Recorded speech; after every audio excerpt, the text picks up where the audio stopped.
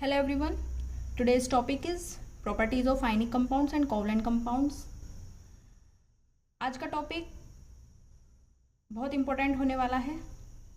Exam के purpose से बहुत इम्पोर्टेंट टॉपिक है. अक्सर आयनिक कंपाउंड और कोवलेंट कंपाउंड में डिफरेंस, प्रॉपर्टीज में डिफरेंस, उसके physical nature, melting point, boiling point, इन सब के ऊपर बहुत क्वेश्चन आते हैं. एमसीक्यूज में भी क्वेश्चन आ जाते हैं और शॉर्ट आंसर में भी क्वेश्चन आ जाते हैं बहुत, और लॉन्ग में भी आ जाते हैं. इस वीडियो के लास्ट में एक ट्रिक भी बताई जाएगी आपको, जिससे आपको याद करने में आसानी भी होगी, और अगर एक पॉइंट आपको वो याद रहा, वो ट्रिक याद रही, तो आप आयनिक कंपाउंड और कोवलेंट कंपाउंड में कंफ्यूज नहीं होंगे.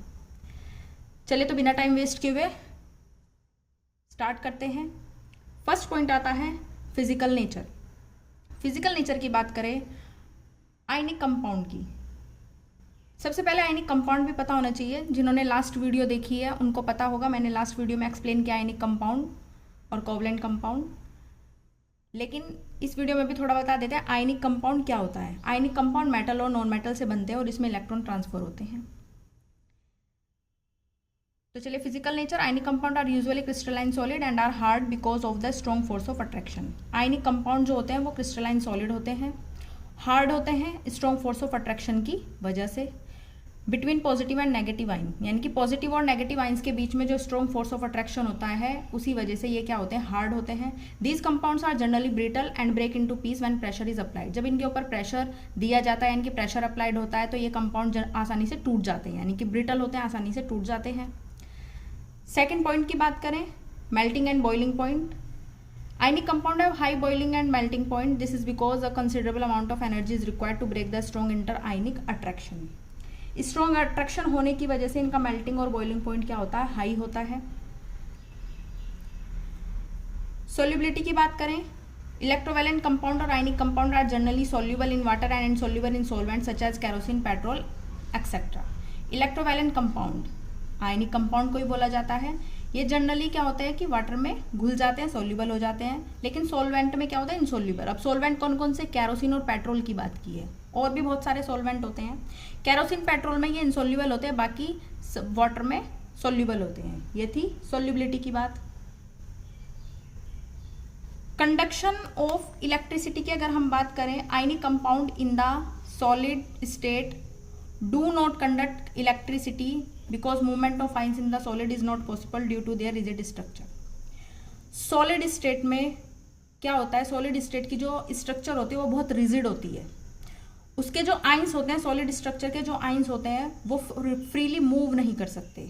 फ्रीली मूव ना करने की वजह से वो इलेक्ट्रिसिटी भी कंडक्ट नहीं कर सकते. इसलिए आयनिक कंपाउंड सॉलिड स्टेट में do not conduct electricity, electricity conduct नहीं कर पाते. लेकिन ionic compound conduct electricity in the molten state. लेकिन मोल्टन स्टेट में आयनिक कंपाउंड इलेक्ट्रिसिटी कंडक्ट कर पाते हैं, क्योंकि मोल्टन स्टेट मतलब लिक्विड स्टेट बोल सकते हो या फिर सोल्यूबल इन वाटर बोल सकते हो कंपाउंड.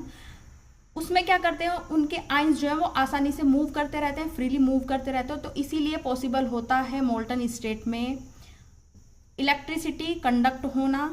दस द आइन have move freely and conduct electricity. Electricity इसीलिए कंडक्ट होती है क्योंकि लिक्विड स्टेट में, मोल्टन स्टेट में आयनिक कंपाउंड के आयंस फ्रीली मूव कर पाते हैं. ओके, आयनिक कंपाउंड की बात थी. आयनिक कंपाउंड के 4 पॉइंट्स थे, जिसमें हमने physical nature, solubility, melting and boiling point और कंडक्शन ऑफ इलेक्ट्रिसिटी की बात की है.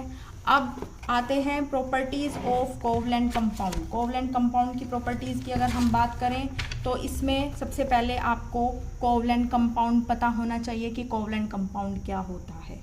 कोवलेंट कंपाउंड नॉन मेटल के बीच बनते हैं जहां इलेक्ट्रॉन शेयर किए जाते हैं. आयनिक कंपाउंड में हमने बताया था मेटल्स के बीच में और नॉन मेटल्स के बीच में बनते हैं, जहां पर इलेक्ट्रॉन ट्रांसफर होते हैं एक एटम से दूसरे एटम तक. चलिए फर्स्ट पॉइंट फिजिकल नेचर की बात करें इसकी, ये क्या होता है, covalent compound are usually liquid और गैसेज. कोवलेंट कंपाउंड किस में होते हैं, लिक्विड और गैसेज में, लेकिन कुछ सॉलिड में भी होते हैं. Only some of them are solid. Physical nature की बात कर रहे हैं यहाँ पर,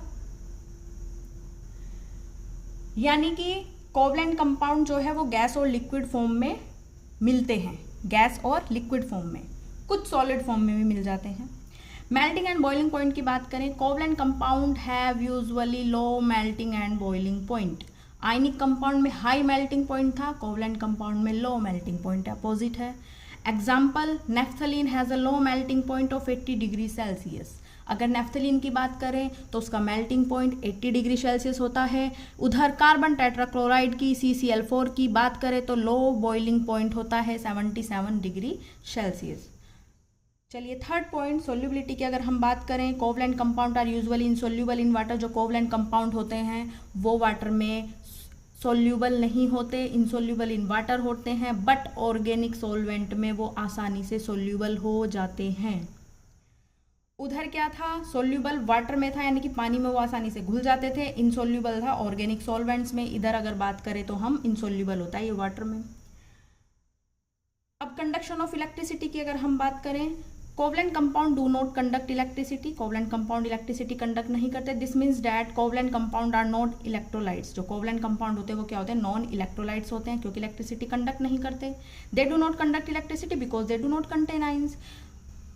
इलेक्ट्रिसिटी कंडक्ट नहीं करते क्योंकि उनके पास फ्रीली मूव करने के लिए आइंस नहीं होते जो फ्रीली आसानी से मूव कर सके, उनके पास आइंस, ऐसे आइंस नहीं होते।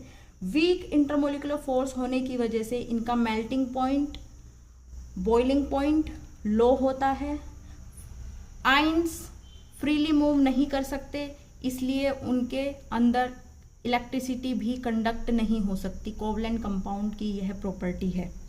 आयनिक कंपाउंड में क्या था, इलेक्ट्रिसिटी कंडक्ट करते थे क्योंकि लिक्विड स्टेट में उनके आइंस क्या है, फ्रीली मूव कर जाते थे, तो वो आसानी से इलेक्ट्रिसिटी कंडक्ट करते थे। लेकिन कोवलेंट कंपाउंड की प्रॉपर्टी ये नहीं है। कोवलेंट कंपाउंड इलेक्ट्रिसिटी कंडक्ट नहीं करते क्योंकि वो, दिस मीन्स इसका मतलब है कि वो नॉन इलेक्ट्रोलाइट्स है, उनके पास फ्रीली मूव करने के लिए आयंस नहीं है, यह आप बोल सकते हो।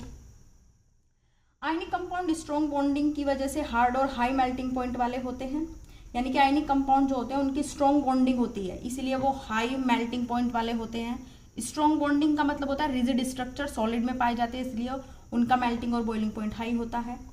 जबकि कोवलेंट कंपाउंड कंपैरेटिवली सॉफ्ट होते हैं। कोवलेंट कंपाउंड की अगर हम बात करें वो कंपैरेटिवली आयनिक कंपाउंड से सॉफ्ट होते हैं। अब हमने एक ट्रिक की बात की, अब उस ट्रिक की बारी आती है। वो ट्रिक क्या थी, आयनिक मतलब ट्रांसफर ऑफ इलेक्ट्रॉन। अगर हम आयनिक की बात करें तो आयनिक को अगर हम समझ सकते हैं, एक इजी ट्रिक है, आयनिक मतलब ट्रांसफर ऑफ इलेक्ट्रॉन। और कोवलेंट की बात करें तो शेयरिंग ऑफ इलेक्ट्रॉन। अगर आपने ये दोनों ट्रिक याद कर ली, आपको ये दोनों ट्रिक पता है, ये दोनों ट्रिक में कंफ्यूज नहीं हुए, तो आप आसानी से आयनिक और कोवलेंट कंपाउंड को याद कर सकते हैं। यही वो ट्रिक थी जिसमें बच्चे कंफ्यूज हो जाते हैं, आयनिक में शेयरिंग कर देते हैं और कोवलेंट में ट्रांसफर बना देते हैं या कुछ भी। लेकिन अगर आपको ये याद हो गया, आयनिक में क्या होता है, ट्रांसफर ऑफ इलेक्ट्रॉन होता है और कोवलेंट में शेयरिंग ऑफ इलेक्ट्रॉन होता है। बस ये याद रखो, टॉपिक कभी नहीं भूलोगे, आसानी से टॉपिक आपको ईजिली याद रहेगा। अगर अब आयनिक और कोवलेंट कंपाउंड क्लियर हो गए हों तो वीडियो को लाइक और शेयर ज़रूर करें। Thank you for watching.